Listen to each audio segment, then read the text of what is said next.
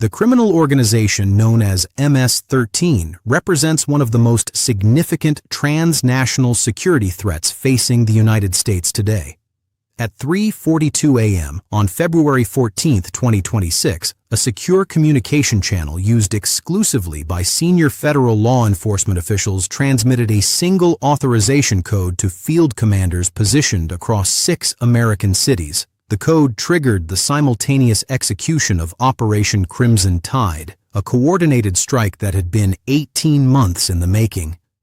What federal agents would uncover over the following 96 hours would expose not merely a gang involved in drug trafficking and violence, but a sophisticated criminal enterprise that had successfully embedded itself into the legitimate financial infrastructure of American commerce. The discoveries would reveal hidden cash reserves totaling tens of millions of dollars, concealed within the walls, floors, and structural foundations of buildings that appeared to be ordinary businesses.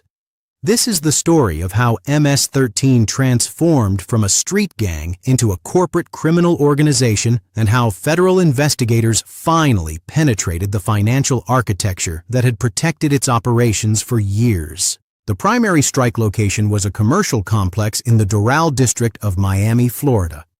The building housed what appeared to be a successful import-export company specializing in Central American agricultural products. The company had operated at this location for 7 years. It employed 43 workers. It filed taxes on time. It maintained relationships with major retailers across the southeastern United States. Its owner, a 51-year-old naturalized citizen named Eduardo Castellanos, was known in local business circles as a respected entrepreneur who had built his company from nothing. He donated to community organizations. He sponsored youth soccer leagues. He attended city council meetings and spoke eloquently about the importance of supporting immigrant-owned businesses. None of his employees, his business partners, or his neighbors had any reason to suspect that Eduardo Castellanos was anything other than what he appeared to be. But federal investigators had been watching Castellanos for 14 months. They had documented meetings with known MS-13 operatives that occurred in the parking lots of shopping centers and the back rooms of restaurants. They had traced wire transfers from his company accounts to shell corporations in Panama, Belize, and the British Virgin Islands. They had intercepted encrypted communications in which Castellanos discussed shipment schedules, payment arrangements, and distribution territories using coded language that matched patterns identified in previous MS-13 prosecutions.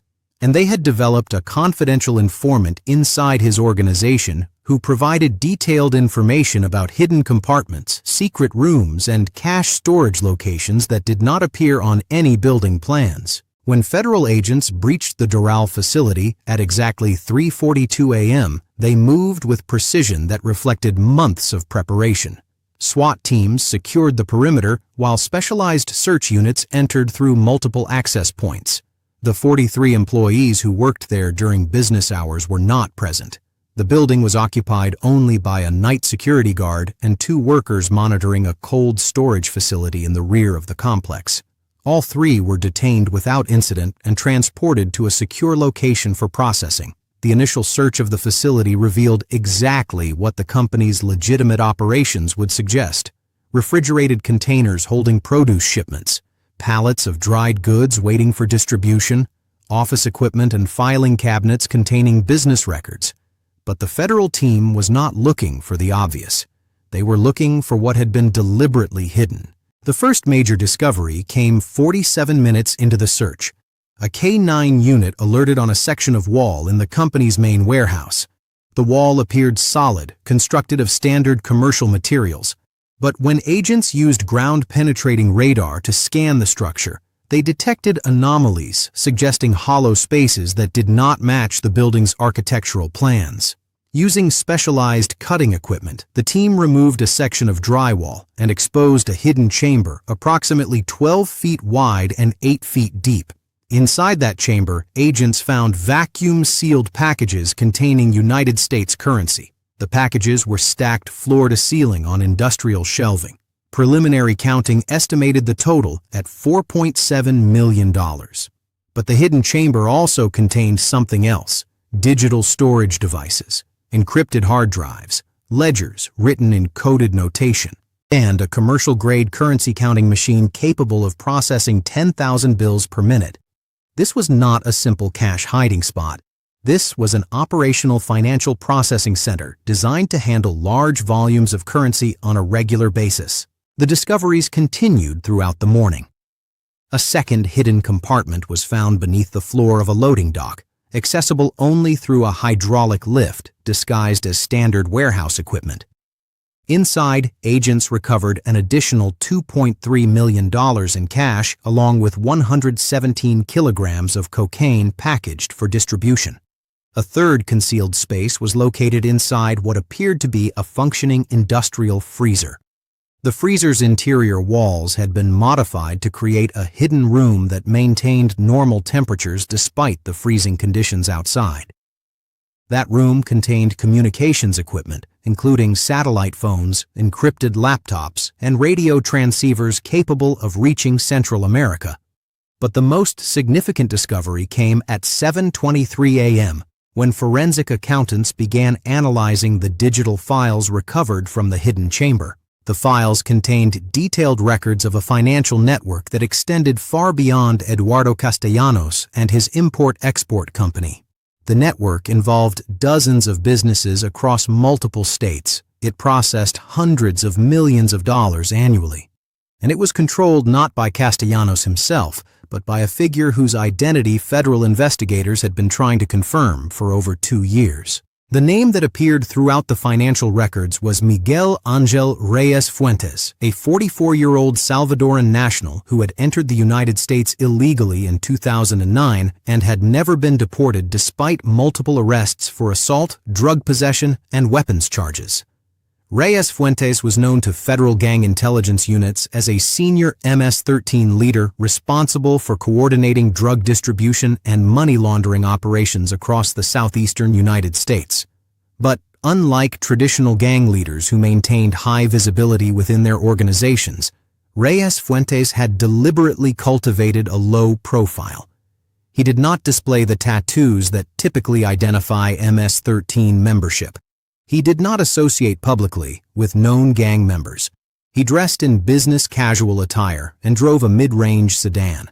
He rented an apartment in a middle-class suburban neighborhood where his neighbors knew him as a quiet man who worked in construction. Federal investigators had suspected for years that Reyes Fuentes was operating as a shadow leader, coordinating criminal activity while maintaining a facade of legitimate life. But they had never been able to develop sufficient evidence to secure an arrest warrant. The files recovered from the Doral facility changed everything. The records documented direct communications between Reyes Fuentes and MS-13 leadership in El Salvador. They detailed his role in establishing shell companies, recruiting financial facilitators, and developing the hidden infrastructure that allowed the organization to process drug proceeds without detection.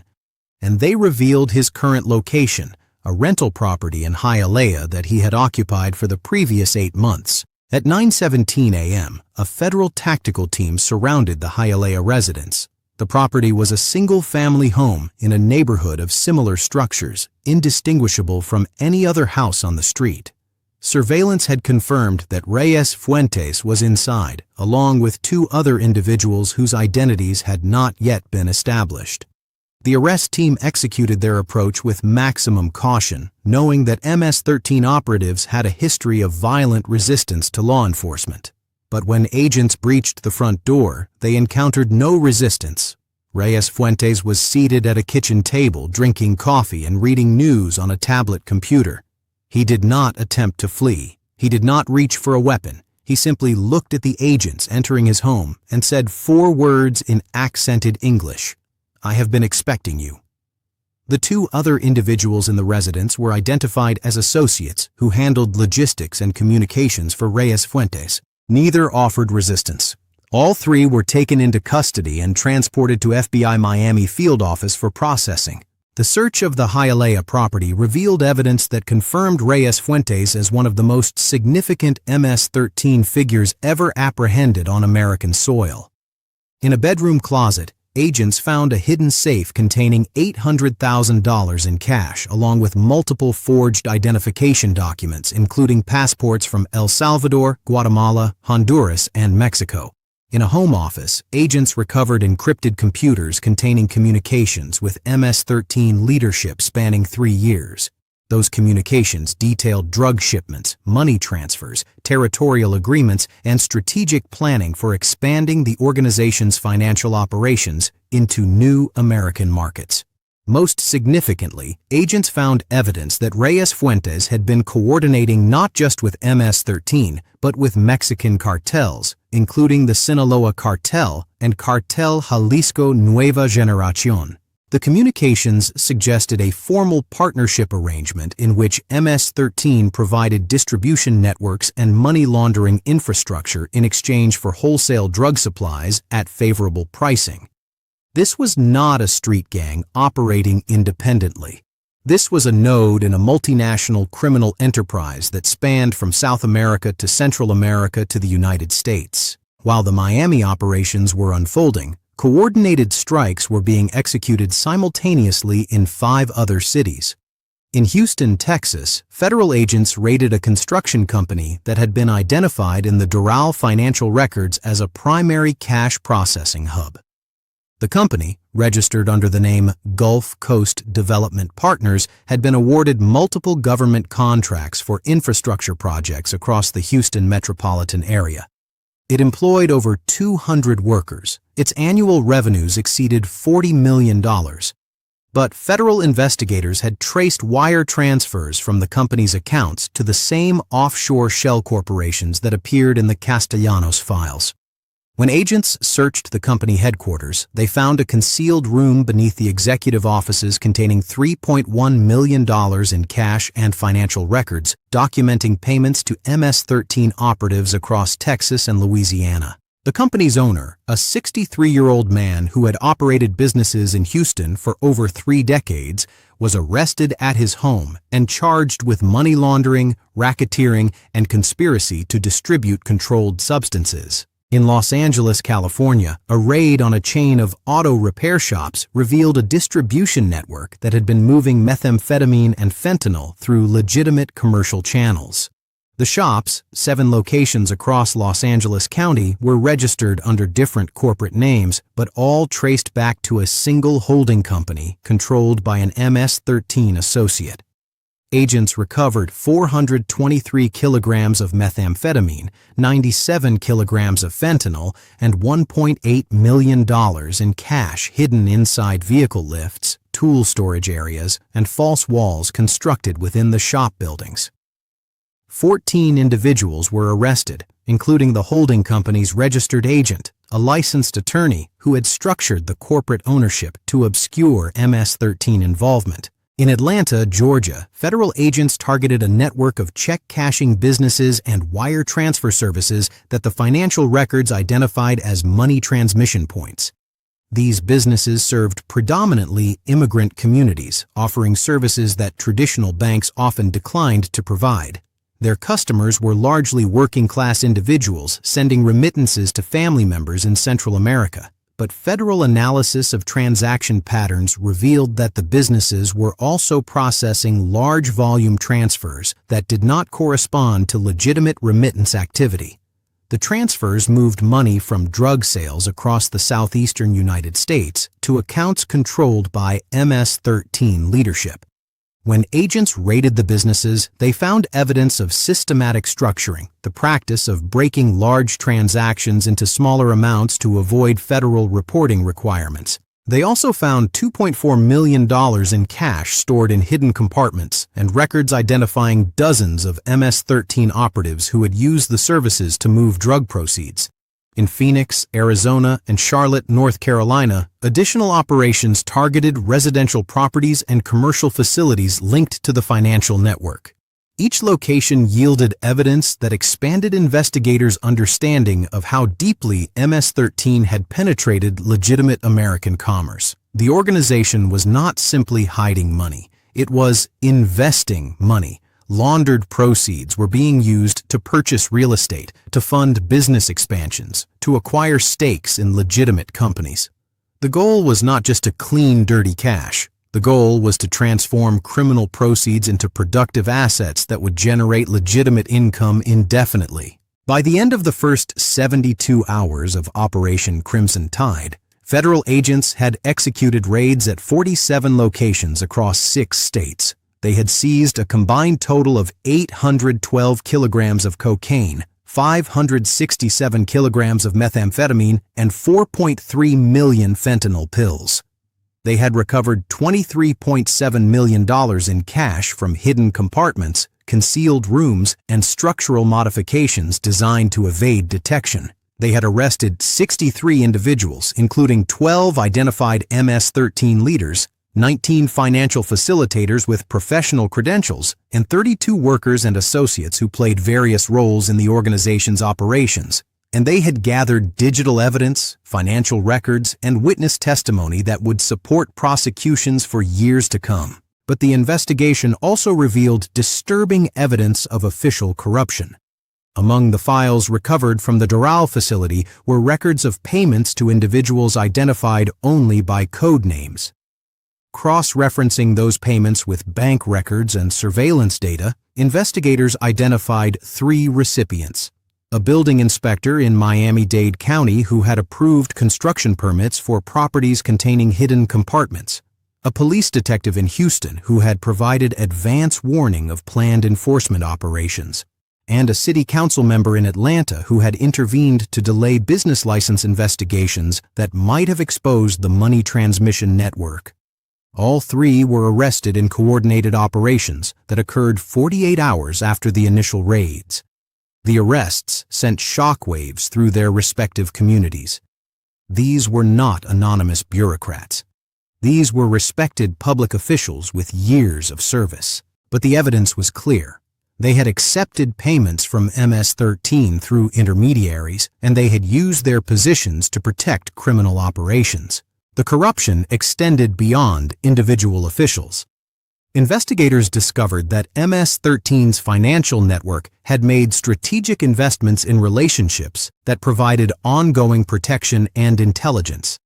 Campaign contributions from shell companies to local political candidates, donations to police athletic leagues and community organizations that created goodwill with law enforcement, consulting contracts with former government officials who provided insights into regulatory procedures and enforcement priorities. The organization had studied how legitimate corporations build political influence, and it had applied those lessons to protecting its criminal operations. This was not crude bribery. This was sophisticated relationship management designed to create allies, cultivate access, and ensure that warning signs would be ignored or explained away. The philosophical implications of Operation Crimson Tide extended beyond the immediate arrests and seizures. The investigation revealed that MS-13 had undergone a fundamental transformation over the previous decade. The organization that emerged in Los Angeles in the 1980s as a street gang of Salvadoran immigrants had evolved into something far more dangerous. It had developed the capacity to operate as a corporate entity with division of labor, specialized functions, and strategic planning that extended years into the future. It had learned that violence, while useful for enforcing discipline and eliminating rivals, attracted law enforcement attention that threatened long-term operations. It had embraced legitimacy as a protective strategy, building facades of honest business that concealed criminal activity from neighbors, regulators, and investigators. The gang members covered in tattoos who appeared in news reports and crime statistics were not the real power structure. They were foot soldiers, expendable operatives who could be arrested and replaced without affecting core operations. The real leadership consisted of individuals like Miguel Angel Reyes Fuentes and Eduardo Castellanos, who understood that modern organized crime succeeds not through violence but through invisibility. As federal prosecutors began preparing indictments, they confronted the scale of what they had uncovered. The financial records suggested that MS-13's North American money laundering operation had processed over $700 million in the previous 5 years. That money had funded drug distribution networks responsible for countless overdose deaths. It had supported violence that claimed lives in communities across the United States. and it had been reinvested into legitimate businesses that generated ongoing profits, creating a self-sustaining criminal enterprise that could operate indefinitely. The arrests made during Operation Crimson Tide had dealt a significant blow to this infrastructure, but prosecutors knew that dismantling the network entirely would require years of additional investigation, prosecution, and asset forfeiture proceedings. The shell companies would need to be traced through multiple jurisdictions. The real estate holdings would need to be identified and seized. The professional facilitators would need to be prosecuted and disbarred. The corrupted officials would need to be removed from positions of trust. The operation also raised uncomfortable questions about how this network had been able to operate for so long without detection. The businesses involved had filed tax returns. They had undergone regulatory inspections. They had maintained banking relationships with major financial institutions. How had no one noticed that something was wrong? The answer, investigators concluded, was that the network had been designed by people who understood exactly how regulatory systems worked and how to exploit their limitations. The shell companies were structured to appear legitimate. The financial transactions were sized and timed to avoid triggering reporting requirements. The physical concealment of cash was so sophisticated that standard inspections would never detect it. The organization had invested heavily in learning the rules and had used that knowledge to operate within the gaps. In the aftermath of the operation, federal officials emphasized that the fight against MS-13 was far from over. The arrests had removed key leaders and disrupted critical infrastructure. But the organization's roots extended deep into communities across the United States and Central America. New leaders would emerge, new networks would be constructed, new strategies would be developed to evade the enforcement techniques that had proven effective. The only way to achieve lasting results was to maintain sustained pressure, to continue investigating, to keep dismantling infrastructure faster than it could be rebuilt.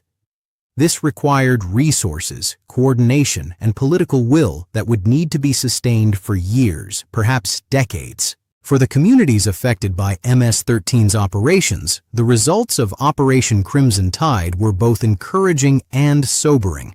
The arrests provided evidence that law enforcement was capable of penetrating even sophisticated criminal organizations. But the revelations about corruption among public officials shattered trust that would take years to rebuild, and the scale of the financial infrastructure demonstrated how deeply organized crime could embed itself in legitimate society when given sufficient time and resources. The drug epidemic that had claimed so many lives would not end because of a single operation, no matter how successful. The demand that drove the market remained. The desperation that fueled addiction continued. The conditions that made criminal enterprise attractive to young people in impoverished communities persisted. As the sun set on the fourth day of operations, federal agents continued processing evidence at facilities across the country. The digital files alone would require months to analyze fully. The financial records would generate investigations that extended into new jurisdictions and revealed new targets. The cooperating witnesses would provide information that led to additional arrests and prosecutions. Operation Crimson Tide had not ended MS-13's presence in America, but it had demonstrated that the organization's strategy of hiding behind legitimacy could be defeated when law enforcement committed sufficient resources and developed sufficient intelligence. The hidden cash had been found, the shell companies had been exposed, the corrupted officials had been arrested. The financial architecture that had protected the organization for years had been dismantled. What remained was the ongoing work of justice, the prosecutions, the sentences, the asset forfeitures that would continue for years. And beyond the courts, the harder work of addressing the conditions that allowed organizations like MS-13 to thrive in the first place. The poverty that made criminal enterprise attractive, the addiction that created demand for drugs, the immigration policies that left communities vulnerable to exploitation, the regulatory gaps that allowed dirty money to flow through legitimate channels. These were problems that law enforcement alone could not solve. They required a broader commitment that extended beyond any single operation, any single agency, any single administration. The most dangerous criminals in the modern era do not announce themselves with violence and intimidation. They announce themselves with business cards and tax filings. They hide not in shadows, but in corporate structures. They protect themselves not with weapons, but with lawyers and accountants. They understand that legitimacy is the ultimate camouflage, and they invest heavily in acquiring it. Operation Crimson Tide proved that this camouflage could be penetrated, but it also proved how much effort, how many resources, and how much time was required to do so. The criminals had operated for years while building their empire. Dismantling it would take just as long, if not longer. And somewhere, in another city, another organization was already studying what had happened and planning how to avoid the same fate.